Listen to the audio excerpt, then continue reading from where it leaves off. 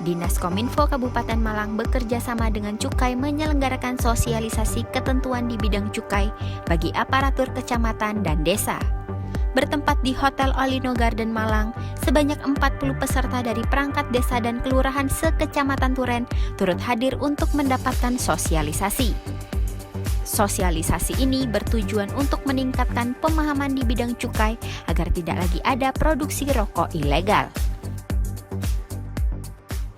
Untuk kegiatan hari ini, Dinas Kominfo Kabupaten Malang melakukan sosialisasi tentang ketentuan di bidang cukai bagi aparatur kecamatan dan desa.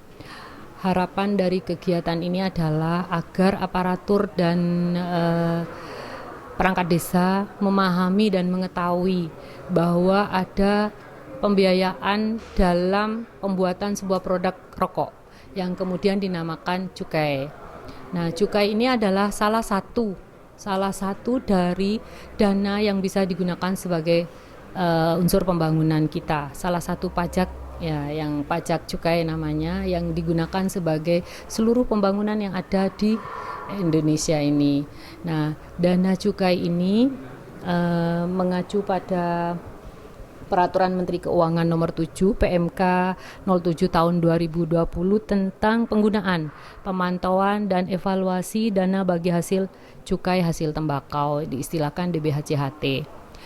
Nah, harapannya lagi ke depan semakin banyak orang yang menyadari bahwa pajak cukai itu sangat bermanfaat karena itu adalah salah satu unsur pembiayaan keuangan yang sah sifatnya dan bisa dijadikan sebagai pelaksanaan pembangunan di daerah. Itu harapannya. Memang di Indonesia pabrik rokok masih memiliki peringkat terbesar dan dalam pembiayaan pajaknya, dalam pengeluaran pajaknya. Nah, harapannya mungkin kalau yang besar, perusahaan-perusahaan besar mungkin sudah sangat paham dan mereka sudah mengerti bahwa mereka juga diuntungkan dengan adanya produknya itu ya, karena penggunanya banyak. Masyarakat Indonesia ini adalah 270 juta ya. Nah, jadi pengguna rokoknya udah berapa itu? Malah sekarang mungkin ada anak-anak yang masih usia sekolah yang menggunakan rokok. Nah, sosialisasi dari Dinas Kominfo beserta Cukai itu harus terus dilakukan setiap saat, menyasar pada produk-produk rokok skala menengah ke bawah. Kalau yang besar mungkin sudah tertata banget keuangannya Mbak ya, termasuk bagaimana pembiayaan pajaknya karena mereka ada perusahaan yang sudah menggurita dan mereka memiliki usaha besar selain rokok juga, mungkin juga begitu. Jadi urusan manajemennya sudah tidak bisa diragukan lagi. Nah, yang sekarang menjadi pusat perhatian kami adalah pabrik-pabrik rokok rakyat. Jadi pabrik-pabrik rokok rakyat yang skalanya mungkin masih skala nasional atau hanya beberapa antar daerah aja.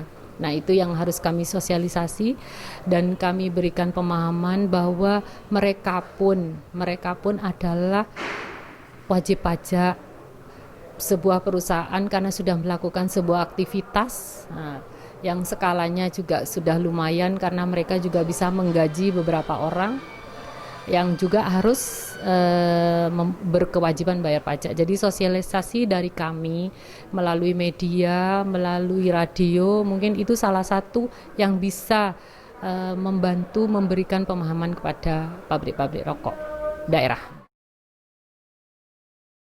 Pertama-tama saya menyampaikan apresiasi yang tinggi kepada Dinas Kominfo yang telah menyelenggarakan suatu kegiatan berupa sosialisasi kepada perangkat kecamatan dan desa khususnya dalam rangka pemberantasan hasil produksi tembakau berupa rokok yang ilegal.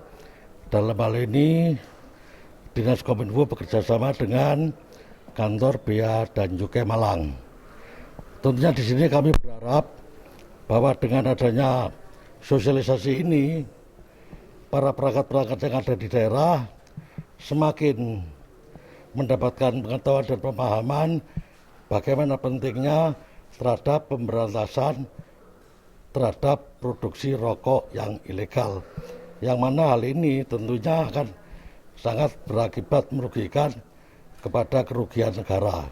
Dan pada hari ini telah dihadirkan oleh panitia sebanyak kurang lebih 60 orang yang mengikuti sosialisasi tentang bagaimana cara penanganan produksi rokok ilegal khususnya di Malang Selatan. Nah, ini baru kemarin dalam minggu ini saya tadi diberi informasi dari narasumber, itu ada sekitar, tepatnya di desa, di Expo saja ini ya, tepatnya di desa Pagelaran, itu kerugian negara sekitar 130 juta. Dan ini rokok ilegal yang sudah berhasil disita oleh Bea Cukai. Dan rokok ilegal ini tadi menurut keterangan dari narasumber itu bukan diproduksi oleh pabrik yang ada di satu tempat, tapi ini rumahan. Masing-masing rumah itu mempunyai mesin produksi yang disetor kepada pengepul, dan ini edarnya di luar Pulau Jawa. Dan ini menjadi tugas kita bersama untuk saling memberikan informasi dan pemahaman terhadap pelanggaran-pelanggaran aturan tentang cukai yang ilegal. Salah satu tujuan saya menyampaikan sharing untuk hari ini sebenarnya adalah untuk mengedukasi. Tujuan kami utama sebenarnya ke masyarakat. Tapi nggak apa-apa, di masyarakat diwakili oleh perangkat desa. Nanti perangkat desa yang akan mengedukasi ke masyarakatnya masing-masing untuk agar masyarakat lebih paham aturan tentang pungutan cukai. Karena mau tidak mau, jadi kami ingin memberikan merubah image masyarakat. Sebenarnya pungutan cukai ini bukan hanya untuk menambah penerimaan negara, tapi tujuan utama adalah untuk mengendalikan konsumsinya, mengendalikan peredarannya. Itu tujuan utama kami, karena memang kami harus sejalan dengan Kementerian Kesehatan bahwa rokok atau hasil tembakau adalah merusak kesehatan. Nah, tujuan ke jangka depan kami tuh pengennya sebenarnya masyarakat itu nantinya sudah tidak tergantung dengan rokok. Nah, kalau sudah di titik itu, otomatis kami tidak perlu lagi melakukan pengawasan, karena memang masyarakat sudah terlepas dari mengkonsumsi rokok tersebut. Salah satunya rokok ini ya. Nah itu. Selain itu, karena memang tidak dipungkiri hasil dari cukai rokok ini adalah digunakan juga untuk menambah APBN. Jadi APBN di negara kita ini sebenarnya memang masih mengandalkan pajak. Salah satunya cukai. Walaupun di negara lain sudah banyak yang APBN tidak harus dipungut dari pajak, tapi di negara kita, karena negara kita masih berkembang, jadi memang salah satunya adalah pajak. Nah, ini mau nggak mau dari peredarnya rokok ini, kalau seandainya peredarnya rokok ilegal berkurang, ini akan menambah penerimaan negara terutama untuk APBN. Dan saya beri gambaran ya, contohnya 1 triliun uang APBN itu kalau seandainya dibuat untuk membangun jembatan itu bisa sampai 3.000 jembatan. Bayangkan kalau uang itu tadi kerugian 2,4, ya, itu sudah berapa yang bisa dipakai untuk kepentingan masyarakat sebenarnya, untuk pembangunan negara kita. Nah, itulah harapan kami tidak henti-hentinya mengedukasi, menyampaikan ke masyarakat bahwa jangan mengkonsumsi atau membeli rokok ilegal. Belilah rokok yang sudah legal, yang ada izin resmi dari kami.